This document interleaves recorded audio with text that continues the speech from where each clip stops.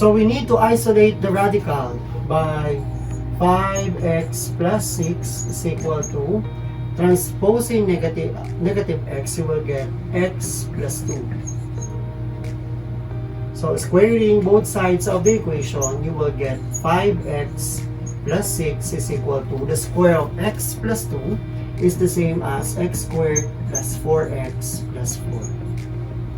So 5x plus 6 is equal to so in this case, we will just rewrite the equation in standard form. X squared plus 4x, lipat yung 5x plus 4, lipat yung 6 is equal to 0. So x squared plus x, minus x, combining 4x and negative 5x, you will get negative x minus 2, combining 4 and negative 6. So, factoring negative 2, you will get negative 2 and 1.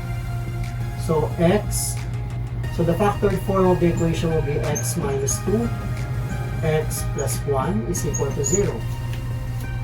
So, x is equal to 2 and x is equal to 1. Negative 1.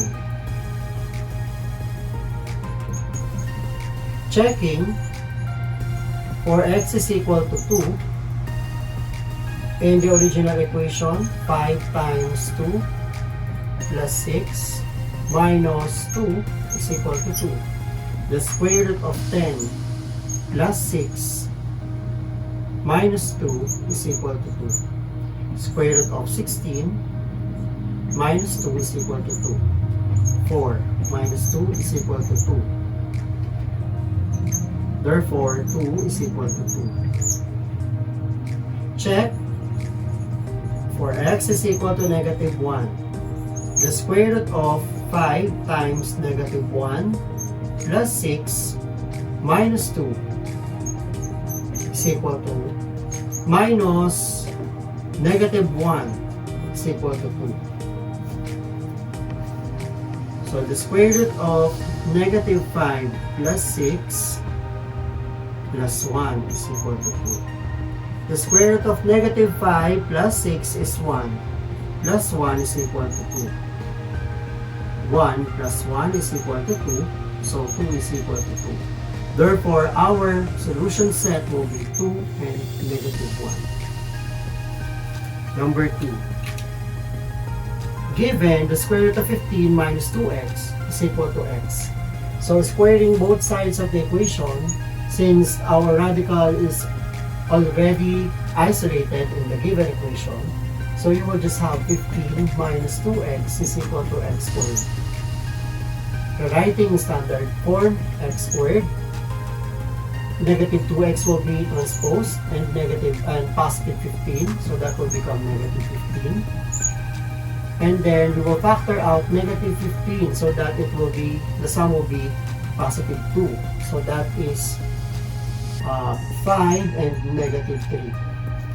So x plus 5, x minus 3 is equal to 0.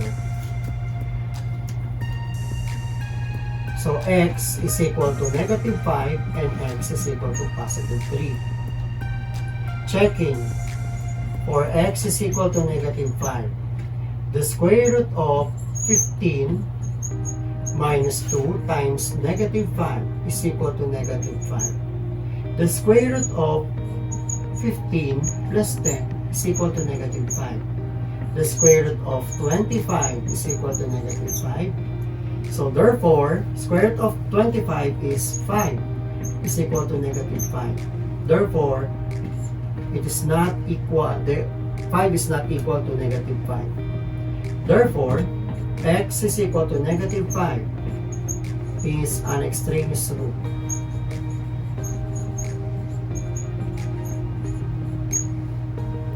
Now let's have and check for x is equal to 3.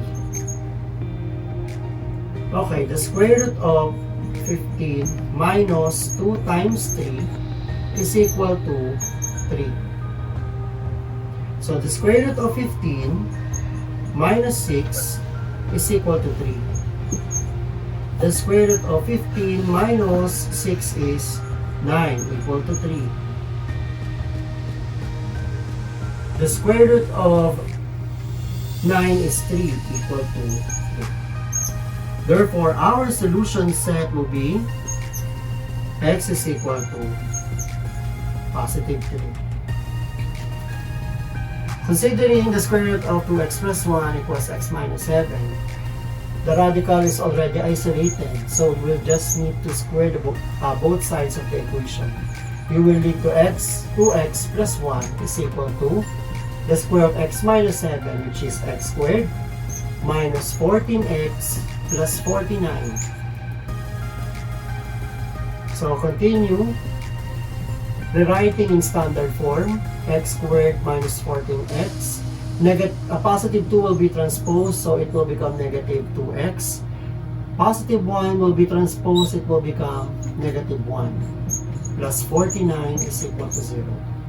Continuing our solution, x squared minus 16x minus 48 is equal to plus 48 is equal to 0.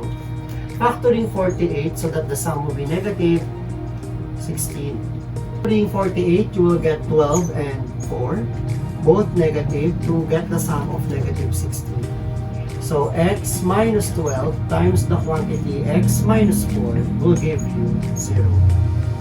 Okay, so solving for x, you will get x is equal to 12 and x is equal to 4. Checking for x is equal to 12. The square root of 2 times 12 plus 1 is equal to x, which is 12 plus minus 7.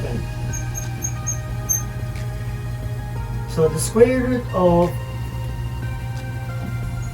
24 plus 1 is equal to 12 minus 7, which is 5. The square root of 25 is equal to 5. 5 is equal to 5.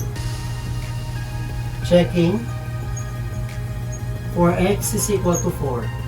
The square root of 2 times 4 plus 1 is equal to 4 minus 7.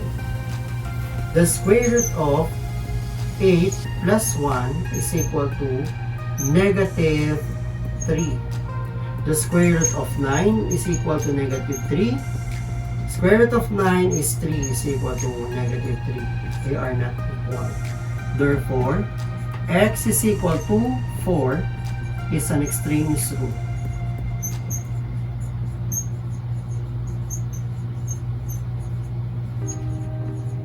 Therefore, our final answer is just x is equal to 12. For number 4, the square root of 2x minus 2 plus 1 is equal to x. So, the radical is not isolated, so we will need to transpose positive 1. So, it will become 2x minus 2 is equal to x minus 1. Squaring both sides of the equation to eliminate the radical, you will get 2x minus 2 is equal to x squared minus 2x plus 1.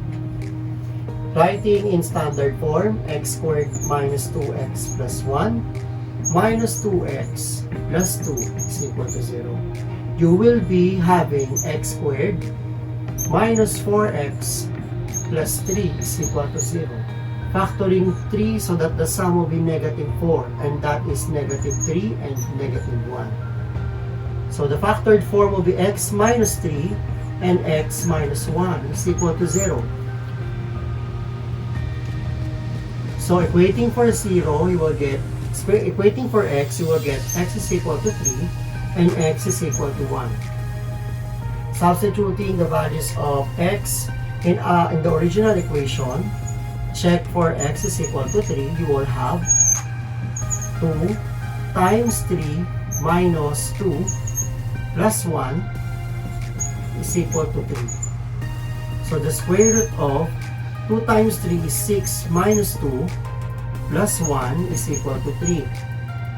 The square root of 4 plus 1 is equal to 3. 2 plus 1 is equal to 3. 3 is equal to 3.